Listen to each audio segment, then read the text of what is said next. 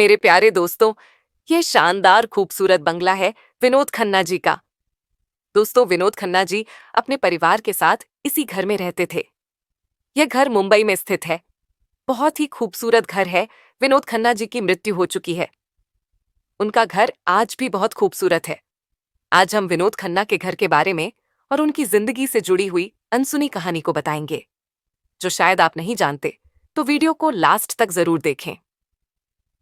Vinod Khanna film industry से लेकर एक सफल राजनीतिक करियर स्थापित करने वाले वो शख्स थे जिन्होंने न सिर्फ एक कलाकार के तौर पर बल्कि राजनेता और एक बेहतरीन इंसान के रूप में भी मिसाल बनाई थी।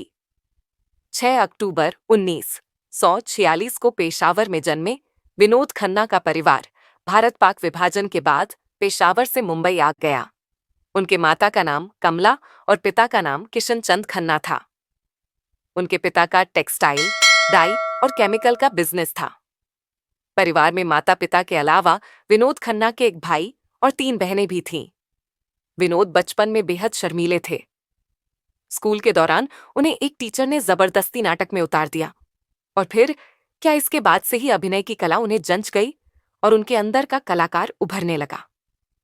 अपनी पढ़ाई के दौरान इन्होंने 16वां साल और मुगले आजम जैसी फिल्में देखीं और इन्हें एहसास हुआ कि यही इनका आखिरी मुकाम है। बता दें कि विनोद खन्ना का फिल्मी सफर 1978 में आई फिल्म मन का मीत से शुरू हुआ था, जिसमें उन्होंने एक खलनायक का किरदार निभाया था। शुरुआती दौर में कई फिल्मों में उल्लेखनीय सहायक और खलनायक के किरदार निभाने के बाद 1971 में उनकी पहली सोलो फिल्म हम तुम और वो आई। इसी बीच उनके जीवन में एक ऐसा दौर भी आया जब उन्होंने कुछ समय के लिए फिल्मी दुनिया से संन्यास ले लिया। इस दौरान वह आचार्य रजनीश के अनुयायी बन गए थे। हालांकि इसके बाद उन्होंने अपनी दूसरी फिल्मी पारी भी सफलतापूर्वक खेली। बताया जाता है कि वह अपने दौर के सफलतम अभिनेताओं में से एक थे। लेकिन जब उनका करियर अपनी ऊंचाइयों पर था, तभी उन्होंने फिल्मों से दूरियां बनानी शुरू कर दी। हालांकि इसके बाद उन्होंने एक बार फिर से कमबैक करने की कोशिश की, मगर इस बार उनका दौर तकरीबन समाप्त हो चला था और फिल्मों का दूसरा दौर शुरू हो चुका था। आपकी जानकारी के लिए बता दें कि साल 1971 में विनोद खन्ना का विवाह गीतांजलि से हुआ। गीतांजलि से इन्हें 2 बच्चे हुए, जिनका नाम अक्षय खन्ना और राहुल खन्ना था। इस दौरान वह एक बार फिर से आध्यात्म की तरफ आकर्षित हुए और ओशो रजनीश के शरण में चले गए। वह ओशो के अमेरिका स्थित आश्रम में रहने लगे और उनके लिए माली का काम करने लगे। एक लंबे समय तक परिवार से दूर रहने की वजह से इनके वैवाहिक रिश्ते में भी दरार आने लगी और आखिरकार वर्ष 1985 में ये रिश्ता हमेशा के लिए टूट गया। इस विवाह के टूटने के 5 साल बाद सन 1990 में इन्होंने कविता से विवाह किया और दूसरी पत्नी कविता से भी इन्हें 2 बच्चे हुए, जिनका नाम साक्षी और श्रद्धा है। भारतीय जनता पार्टी को ज्वाइन किया और उसके अगले ही लोकसभा चुनाव में वह पंजाब के गुरदासपुर क्षेत्र से सांसद भी चुन लिए गए। साल 1999 में वह इसी क्षेत्र से पुनः चुनाव जीते। 2002 में वे संस्कृति और पर्यटन के केंद्रीय मंत्री भी रहे। 6 माह के बाद ही उनको अति महत्वपूर्ण विदेश मामलों के मंत्रालय में राज्य मंत्री भी बना दिया गया था। यानी आप कह सकते हैं कि फिल्मी और राजनीति दोनों ही जगह पर इन्होंने अपना परचम लहराया था। बता दें कि विनोद खन्ना को उनके शानदार अभिनय के लिए कई सारे पुरस्कार भी मिले हैं। फिल्म हाथ की सफाई के लिए उन्हें साल 1975 में सर्वश्रेष्ठ सपोर्टिंग एक्टर का अवार्ड दिया गया, जो कि उनके करियर का सबसे पहला अवार्ड था। जालिम, इनकार आदि फिल्मों में अपने शानदार अभिनय से इन्होंने दर्शकों के बीच अपनी एक खास पहचान बना ली थी। इसके अलावा भी इन्होंने एक से बढ़कर एक कई सारी हिट फिल्मों जैसे गद्दार, आपकी खातिर, मैं तुलसी तेरे आंगन की, खून की पुकार, शौक, आधा दिन और आधी रात, आरोप, जेल यात्रा, ताकत, दौलत आदि में काम किया था। उस दौर में कई अभिनेता ऐसे होते थे जो एक बार हीरो वाला रोल निभा लेने पर सपोर्टिंग रोल में नहीं आते थे, लेकिन विनोद खन्ना ने कई सपोर्टिंग रोल भी निभाए। इन सपोर्टिंग रोल से इनके स्टारडम में 4 चांद लग गए। सपोर्टिंग रोल करने के दौरान इन्होंने आन मिलो सजना, सच्चा झूठा, कुदरत, राजपूत, प्रेम कहानी आदि फिल्मों में राजेश खन्ना जैसे सुपरस्टार के साथ काम किया। आखिरी बार रिस्क में आए थे नजर फिल्म हेरा फेरी में बेस्ट सपोर्टिंग एक्टर के लिए। साल 1987 में उन्हें फिल्म फेयर अवार्ड में नामांकित किया गया था।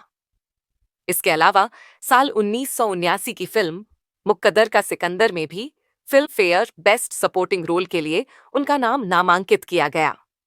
सिर्फ इतना ही नहीं, बल्कि दिल्ली में आयोजित 65वें राष्ट्रीय फिल्म अवार्ड के दौरान विनोद खन्ना को हिंदी फिल्म जगत के सर्वश्रेष्ठ पुरस्कारों में से एक दादा साहब फाल्के पुरस्कार से भी नवाजा जा चुका है।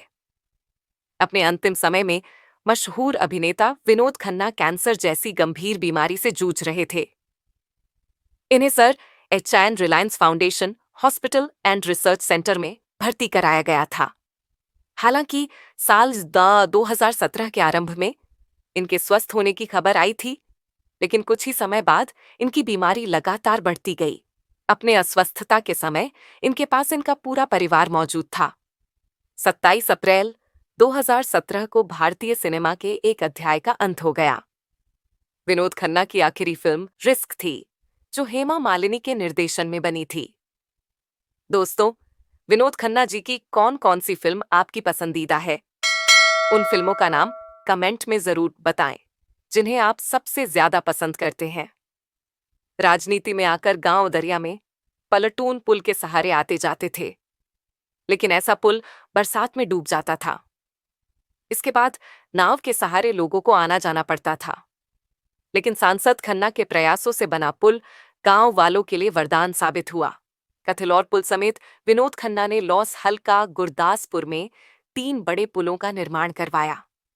इनमें मुकेरियां पुल व उज्ज दरिया पुल भी शामिल हैं।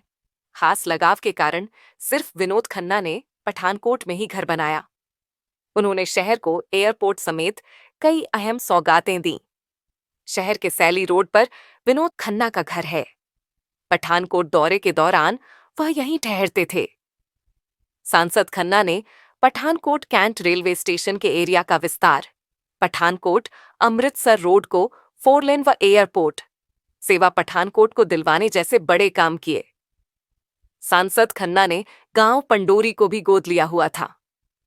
जिस दिन चुनाव में जीत मिली, वे फूल मालाओं से लदे और खुशी में झूमते वर्करों से घिरे थे। तभी गांव पनियाड़ के पास से गुजरते समय वहां एक सड़क हादसा हो गया।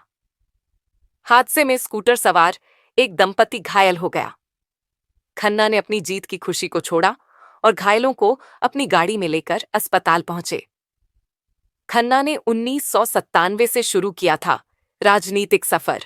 साल 1997 में विनोद खन्ना ने भारतीय जनता पार्टी ज्वाइन की थी।